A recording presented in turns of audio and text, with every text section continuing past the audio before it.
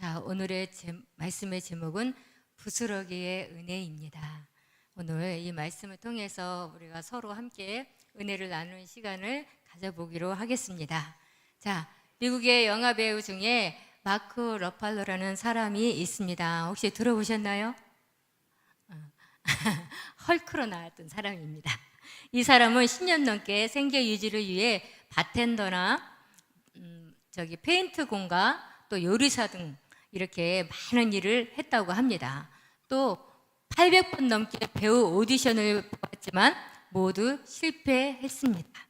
그러나 단역 등을 거치면서 서서히 배우로 주목을 받기 시작하던 때에 갑자기 뇌종양으로 판단을 받고 왼쪽 귀 청각을 잃었고 또 안면 마비까지 생겼다고 합니다. 그러나 그는 마크 러팔로는 포기하지 않고 회복을 위해 노력하였으며 또 결국 그는 전 세계에 알려진 어벤져스라는 영화의 헐크로 세계적인 영화 스타가 되었다고 합니다. 자, 이렇게 많은 영화 감독들이 이 사람을 보고 당신은 너무 평범한 사람이라고 그 사람을 인정해 주지 않았고요. 또 의사들은 또 당신은 더 이상 그 뇌종양으로 얼굴 마비가 돼가지고 얼굴 표정을 지을 수 없다고 이렇게 말을 했습니다. 그러나 이 영화 배우 마크 러팔로는 결코 포기하지 않았습니다. 그래서 꾸준히 노력한 결과 배우로서의 큰 성공을 이룰 수 있었다고 합니다.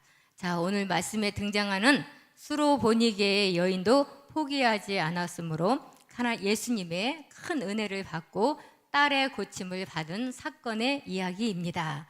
오늘 본문인 마가복음 7장 24절에서 37절의 말씀은 두로 지역에서 수로보니게의 여인의 딸을 고치신 사건과 갈릴리 주변에서 기 먹고 말 더듬는 사람을 고치신 내용을 담고 있습니다. 오늘 이 여인에 대해서 우리가 함께 은혜를 나눠보는 시간을 갖겠습니다. 첫 번째로는 믿음은 들음에서 난다고 합니다. 자, 그럼 24절 말씀을 보겠습니다. 예수께서 일어나사 거기를 떠나 두로 지방으로 가서 한 집에 들어가 아무도 모르게 하시려 하나 숨길 수 없더라. 아멘. 네, 아멘. 예수님께서는 갈릴리 나사렛을 떠나 북쪽의 이방인 지역인 두로로 향하셨습니다. 왜 두로로 가셨을까요? 제자들과 함께 조용한 시간을 보내며 잠시 쉼을 얻기 위해서였을까요? 그럴 수도 있습니다. 하지만 그는 가장 큰 이유는 앞서 유대의 종교 지도자들과 정결 문제로 크게 충돌하셨기 때문입니다. 예수님은 이방 땅에서 잠시 숨어 계시면서 열기를 식히려 했던 것입니다. 하지만 예수님의 명성은 이미 두로 지방에 널리 알려져 있었습니다. 예수님이 어디에 계시든 사람들은 예수님을 찾아오는 것을 멈추지 않았습니다. 이렇게 예수님에 대한 소문을 듣고 찾아온 한 여인이 있었습니다. 25절과 26절을 한번 보겠습니다. 이에 더러운 귀신 들린 어린 딸을 둔 한 여자가 예수의 소문을 듣고 곧 와서 그 발 아래에 엎드리니 그 여자는 헬라인이요 수로보니게 족속이라 자기 딸에게서 귀신 쫓아내 주기를 간구하거늘. 아멘. 네, 훨씬 낫습니다. 불빛이 계속 반사돼가지고. 네, 자, 감사합니다. 네, 이 여인은 헬라인이자 수로보니게의 족속으로 유대인의 피가 전혀 섞이지 않은 이방인이었습니다. 당시 사회적 고정관념에 따르면 유대인 남자와 이방인 여자 사이에는 진지한 교류가 이루어지지 않았습니다. 그러나 이 여인은 사회적 간섭의 굴레를 벗어나 가감하게 장벽을 넘어 예수님께 나아갔던 것입니다. 그녀는 예수님의 발 아래 엎드려 간절히 간청했습니다. 무엇이 이 여인을 이토록 대담하며 간절하고 겸손하게 만들었을까요? 바로 그녀의 어린 딸이 더러운 귀신이 들렸기 때문입니다. 여인은 딸의 고통을 지켜보며 어머니로서 큰 절망과 자책에 빠졌습니다. 사랑하는 딸의 치유를 위해 자존심과 또 체면을 모두 내려놓고 오직 딸의 치유를 바라는 간절한 마음으로 예수님께 믿음으로 나아갔던 것입니다. 그럼 이 수로보니게 여인을 예수님께로 이끈 것은 무엇이었을까요? 바로 이 여인의 들음, 곧 소문이었습니다. 마가복음에서는 예수님에 대한 소문을 듣고 믿음으로 나온 사람들이 많이 등장하고 있습니다. 12해 동안 혈류증을 앓고 있던 여인도 그랬고 해당장 야이로도 그랬습니다. 이 여인도 예수님에 대해 듣고 그분의 능력을 믿고 나아왔던 것입니다. 로마서 10장 17절 말씀을 한번 볼까요? 그러므로 믿음은 들음에서 나며 들음은 그리스도의 말씀으로 말미암았느니라. 아멘. 네, 이 구절은 믿음이 어떻게 형성되는지 명확하게 설명해 주고 있습니다. 무엇보다도 잘 듣는 것이 믿음을 일으키는 중요한 요소가 됩니다. 하지만 잘 듣는 것이 생각보다는 쉽지 않습니다. 오죽하면 예수님께서 들을 게 있는 자는 들으라고 말씀을 하셨겠습니까?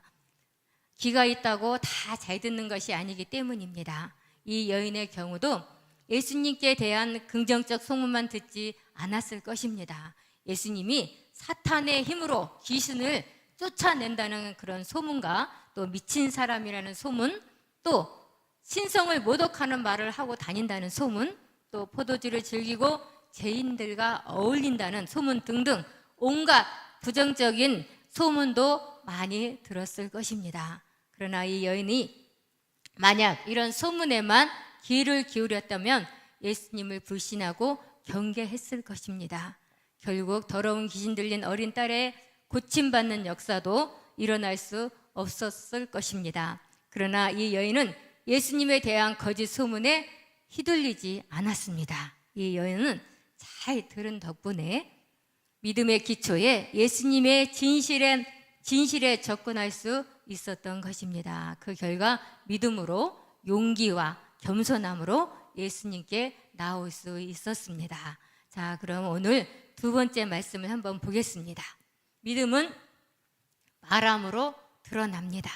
우리는 들음을 통해 믿음이 시작된다는 것을 많이 들었습니다. 그럼 믿음은 무엇을 통해 드러나는지 한번 살펴보는 시간을 갖겠습니다. 먼저 예수님께서 여인의 요청에 어떻게 응답하셨는지 보겠습니다. 예수님은 수로보니게 여인에게 이방인에게 보냄을 받지 않으셨다고 말씀하십니다. 그러시면서 아들의 떡을 개에게 주지 않는다고 말씀하십니다.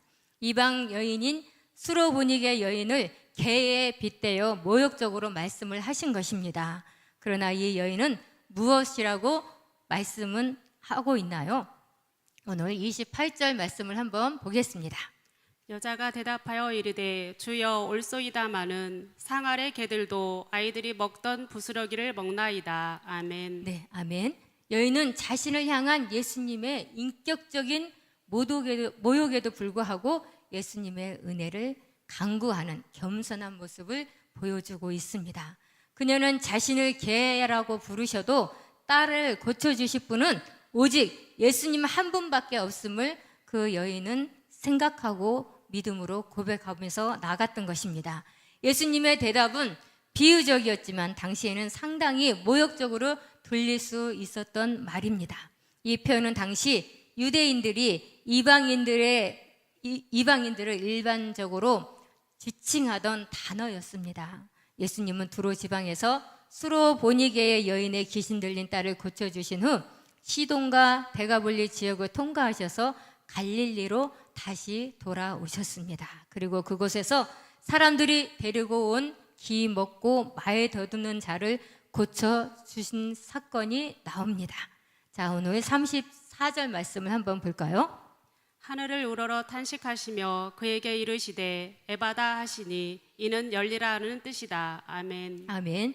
예수님은 기 먹고 말 더듬는 사람이 지금껏 고생하고 고통받아온 삶을 돌아보시며 안타까운 마음으로 깊이 탄식하셨습니다. 그리고 그의 연약한 부분을 완전히 고쳐주셨습니다. 예수님은 육신의 질병을 치료해 주셨을 뿐만 아니라 그의 삶의 아픔까지도 아시고 공감해 주셨습니다. 그러면서 예수님은 왜 이 여인에게는 이런 말씀을 하셨을까요? 그러나 이 말씀이 여인의 요청을 거절하는 것만은 아니었습니다. 예수님은 유대인들이 하나님의 구원의 우선순위에 있음을 말씀을 하셨을 뿐입니다. 거기에 더해서 이 여인의 믿음을 시험하고자 하셨던 것입니다. 공부를 안 한 사람에게는 시험이 죽을 맛일 것입니다. 그러나 공부를 열심히 한 사람에게 시험은 자신을 입증할 수 있는 귀한 기회가 될 수 있습니다. 예수님은 이 여인이 자신의 믿음과 겸손을 드러낼 기회를 주셨던 것입니다. 이에 여인은 어떻게 반응했나요? 이 여인은 예수님의 말씀을 듣고 겸손하게 반응을 했습니다. 그러면서 뭐라고 했어요? 주여, 옳습니다. 여인은 예수님의 말씀을 받아들이고 자신을 개로 인정했습니다. 단 자녀들과 한 집에 사는 개로 인정한 것입니다. 요즘에 보면 가정에서 많은 강아지들을 키우고 있습니다. 그렇죠? 네. 그래서 때가 되면 목욕도 시켜주고 맛있는 것도 먹여주고 산책도 시켜줍니다. 이것은 그 강아지를 너무너무 사랑하기 때문입니다. 네. 이 여인은 개는 개이지만 집안의 개이기 때문에 상 아래의 부스러기를 먹을 수 있음을 주장했던 것입니다. 여인은 예수님의 말씀이 모욕적으로 들릴 수 있는 상황에서도 결코 믿음을 잃지 않았던 것입니다. 예수님의 은혜를 받을 자격이 없음을 그 여인은 인정하면서도 은혜를 구하는 겸손한 마음을 결코 놓치지 않았습니다. 그럼 수로보니게 여인이 어떻게 이렇게 할 수 있었을까요? 여인은 말하기에 앞서 예수님의 말씀을 잘 들었기 때문입니다. 잘 들었다는 것은 겉으로 드러난 표현에 집착하기보다 그 속에 담긴 의도와 마음을 보았다는 것입니다. 그 결과 여인은 예수님이 나를 거절하시려는 것이 아니구나, 내가 끝까지 예수님을 믿고 겸손한 태도를 유지하는지 예수님이 나를 테스트 하시려는 것이구나 하고 생각했을 것 같습니다. 네, 예수님의 진짜 의도는 나를 긍휼히 여겨주시고 도와주시려는 것이 틀림없어라는 믿음을 가졌던 것입니다. 그럼 여기서 우리들은 어떻게 해야 예수님의 말씀을 또 그 속에 담긴 의도와 마음까지 정확하게 알 수가 있을까요? 그것은 이 여인처럼 우리도 겸손해야 합니다. 자기의 자아가 없어야 합니다.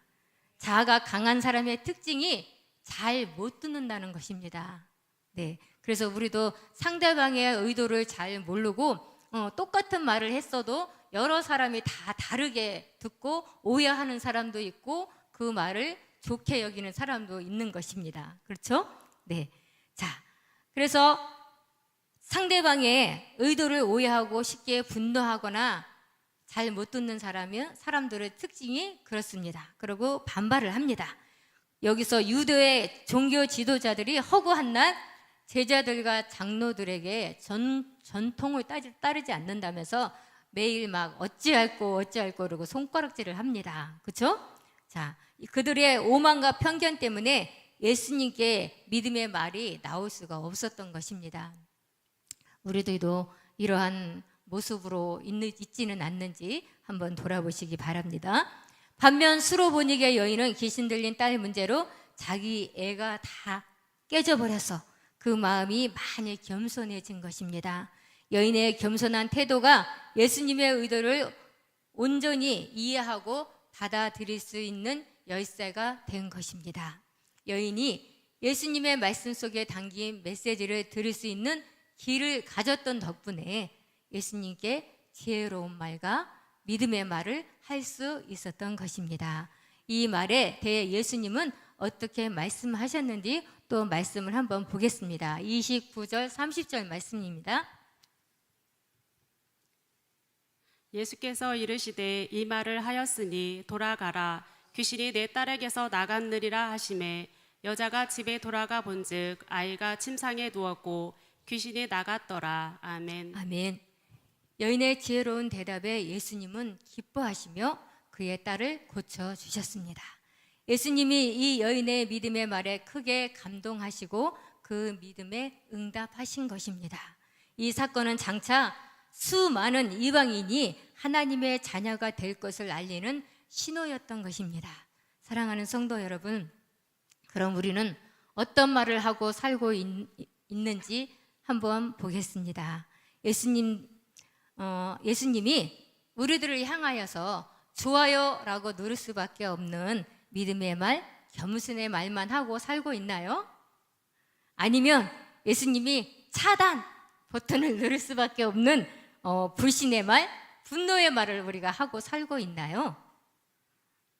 나 자신을 한번 돌아보시기 바랍니다. 저도 이 말씀을 준비하면서 많이 좀 돌아봤습니다.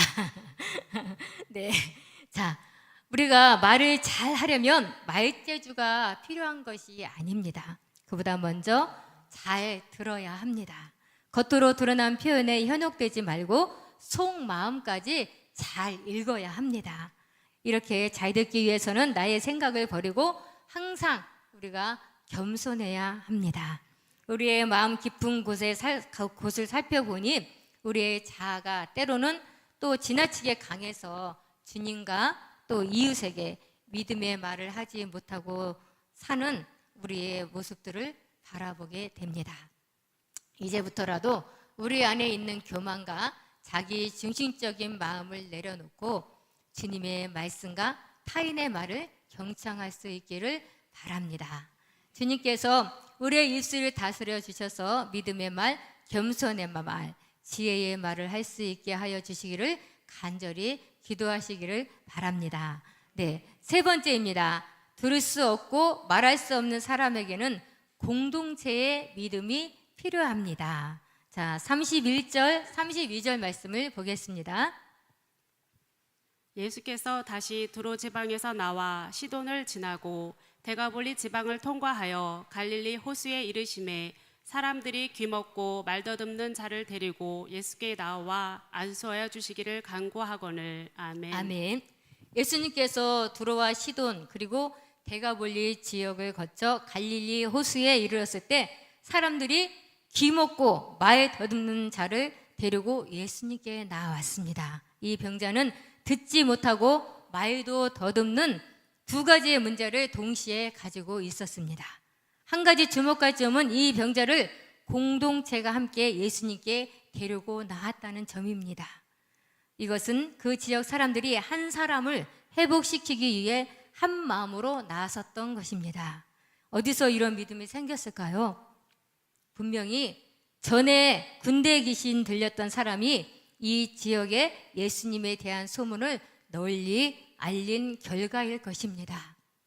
공동체 전체의 믿음 덕분에 나오게 된 이 사람을 예수님은 어떻게 하셨는지 우리 한번 또 말씀을 보겠습니다. 33절, 34절 말씀입니다.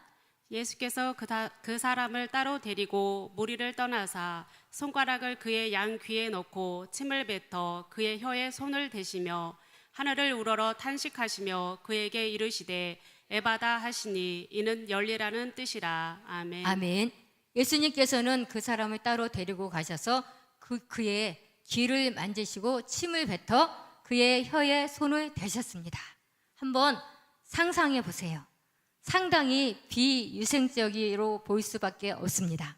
하지만 어쩔 수 없는 선택이었습니다. 그가 전혀 들을 수 없었기 때문에 예수님은 시각과 촉각을 통해서 소통하신 것입니다.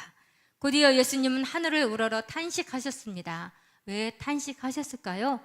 1차적으로는 그 병자의 안타까운 상황 때문에 탄식하셨습니다.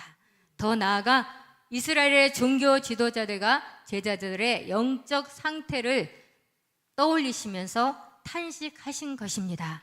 하나님의 자녀 삼으신 이스라엘 백성과 예수님의 제자들이 영적으로 기가 막히고 말을 제대로 하지 못하는 상태였기 때문입니다. 예수님은 그들을 위해 기도하시며 에바다 곧 열리라 고 말씀하신 것입니다. 그럼 마지막 절 35절 37절을 한번 볼까요?